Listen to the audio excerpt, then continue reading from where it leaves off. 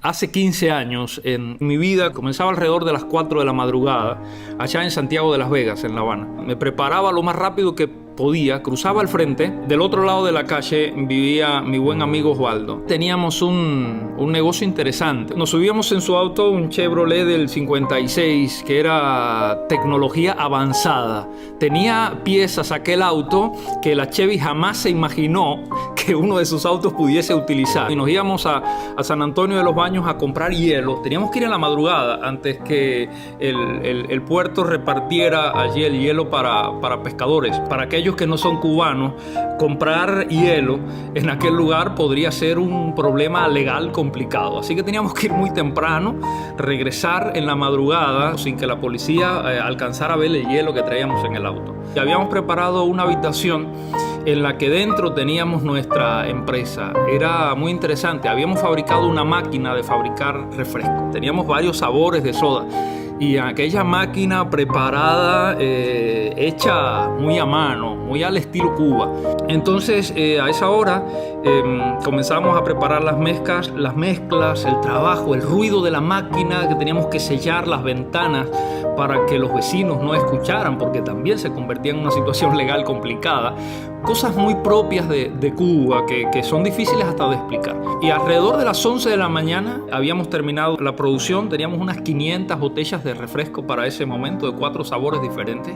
Las subíamos en el auto, nos encomendamos a Dios para que nos protegiera y salíamos, porque llevábamos un producto en el que si también la policía nos detenía en algún lugar de la calle, era muy difícil de explicar, y eso podría llevar a que nos quitaran nuestra fábrica de refresco de la casa y lo que habíamos conseguido por nuestro trabajo. Salíamos a repartirlo en 12 puntos que teníamos en Santiago de Las Vegas, o sea, casas donde se vendía el refresco. Terminamos de hacer eso muy cansados después del mediodía, ya tarde, y cuando terminábamos iba a la casa, me bañaba, salía a buscar un transporte y me iba a la CUJAE, la universidad que estaba allá yendo por la avenida de Boyero hasta Santiago de Las Vegas. Porque en la CUJAE había una sala en la que podía comprar espacio o tiempo de internet. Pagaba 2 horas para revisar mi correo electrónico, porque en menos de ese tiempo no me alcanzaba a abrir el email y poder contestarlo, porque era muy lento, demasiado lento. Y lo hacía porque necesitaba comunicarme con Argentina,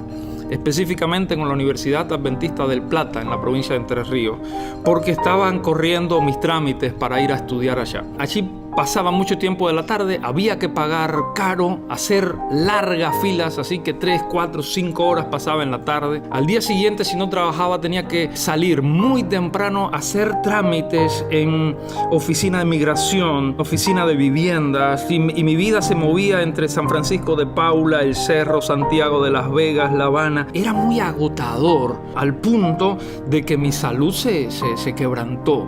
La presión arterial me comenzó a subir por aquel entonces, hace ya 15 años. Perdí mucho peso. En ese tiempo yo pesaba 130 libras. En este momento estoy pesando 190. Sácale a este peso 60 libras y calculame con 130 libras.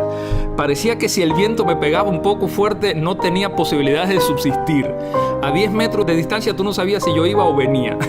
Esa era mi situación. Eso eran mis días en La Habana hace 15 años atrás. Y esa ansiedad de cada día ir a la cama diciendo, me dijeron que no nuevamente, me pidieron un papel que no sé dónde lo voy a conseguir, me están poniendo un obstáculo que se vuelve una imposibilidad en mi vida. Recuerdo que una vez Osvaldito, mi amigo, me dijo, mira Giovanni, si yo tengo que hacer todo lo que tú estás haciendo para irme del país, yo nunca me voy de aquí. Pero te quiero contar algo. ¿Por qué llegué a ese punto? ¿Por qué nada me detenía? Mi niña, Naomi, tenía poco más de un añito recién, y mi visa de estudiante temporal no la habilitaba a ella para salir de Cuba, porque Cuba se reservaba el derecho en ese entonces de darme la autorización para que yo, papá, pudiera sacar a mi hija del país. Y entonces me decían que no había manera, y nosotros estábamos determinados a que sin la nena obviamente no íbamos a salir de Cuba. Había pasado algo antes. casi un año antes. Una tarde estábamos en el portal de la casa, en Los Cocos, allá en Santiago de las Vegas.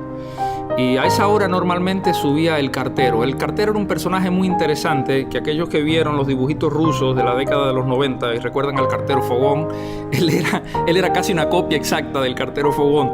Él venía y solo traía el periódico o el diario todos los días. Ese era el trabajo del cartero. Generalmente no llegaban cartas, no llegaban otro tipo de correspondencia.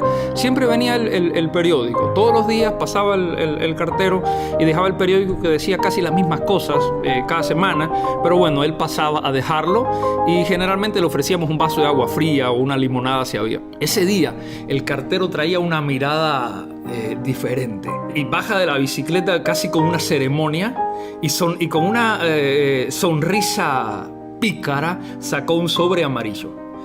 A ver, los que estamos en Cuba en ese entonces sabíamos que cuando llegaba a tu casa un sobre amarillo, ese sobre venía del más allá, venía del otro lado del mar. Era el sobre amarillo que recibían aquellas personas que estaban en procesos de salida del país. Eran sobres amarillos que tenía que ver con migraciones. Ese era el famoso sobre amarillo que te llegaba a la casa. A mí me llegó un sobre amarillo y cuando el cartero me da el sobre, me picó el ojo y me dijo: felicidades. Me dejó el sobre y se fue. Yo abrí el sobre con un entusiasmo que ustedes no pueden calcular. Y cuando lo abrí, me di cuenta que el sobre venía de la Argentina.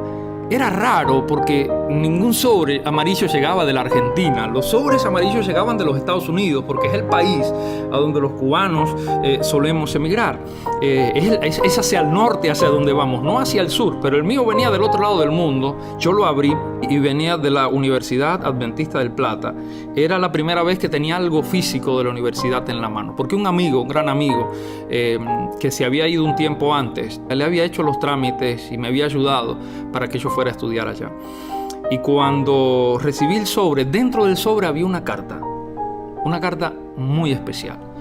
En esa carta me estaban dando la bienvenida como alumno internacional de la Universidad Adventista del Plata. Y cuando yo la leí, comencé a sentirme importante y especial, porque algo venía de un lugar que para mí estaba muy lejos de mi posibilidad o mi realidad. Así que decía: usted ha sido aceptado como estudiante internacional de la Universidad Adventista del Plata.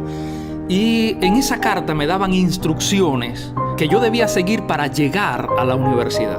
Me señalaba que cuando yo llegara al aeropuerto de Ezeiza en Buenos Aires, esos nombres que jamás voy a olvidar y que para mí eran muy nuevos. Me decía que debía dirigirme hacia una compañía llamada Manuel Tienda León, que tenía que llegar a la terminal de Retiro, comprar un boleto y me sugería algunas líneas de autobuses como Flechabús u otras, hasta Villa Libertador San Martín en la provincia de Entre Ríos. Yo leía aquello y parecía que yo estaba viviendo cada momento. A ver, yo no estaba leyendo una carta, yo estaba mirando mi futuro. Y yo lo estaba tomando como una respuesta directa, clara y convincente de Dios, porque yo me había puesto de rodillas a pedirle a Dios que me abriera una puerta por la que yo pudiera entrar con mi familia. Así que cuando yo estoy leyendo aquella carta, un montón de emociones se me revolvían por dentro. Yo no sé cuántas veces tú lloraste con una carta, pero yo lloré con una carta de la universidad, porque hablaba así tan personal, tan para mí, que yo comencé a amar la UAP desde ese día.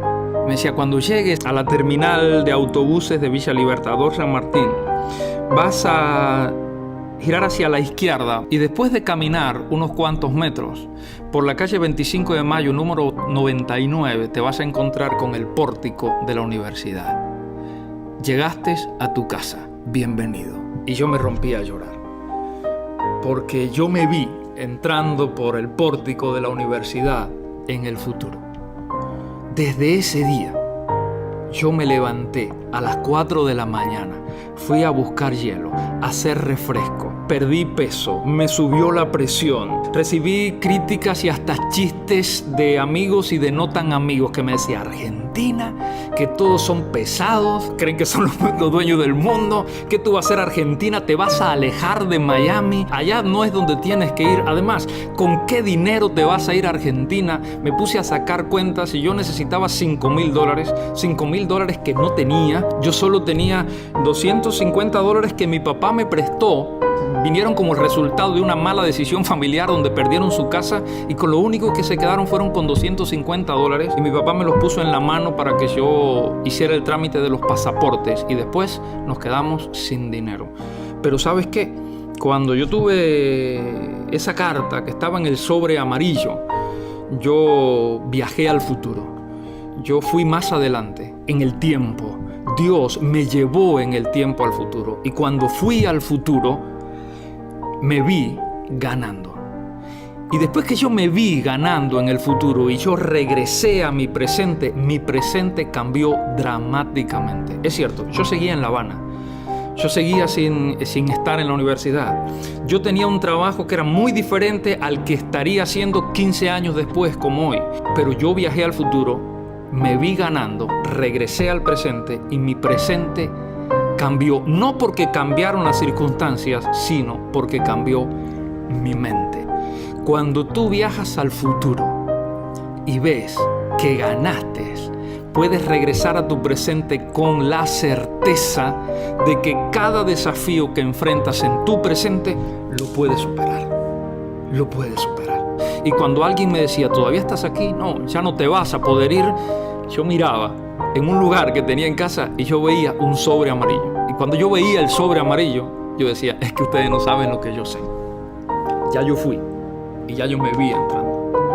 Entonces, cuando la gente trataba de minimizarme, lejos de sentirme desanimado, yo sonreía y yo pensaba para mí: que digan lo que quieran. Ellos no saben lo que yo sé.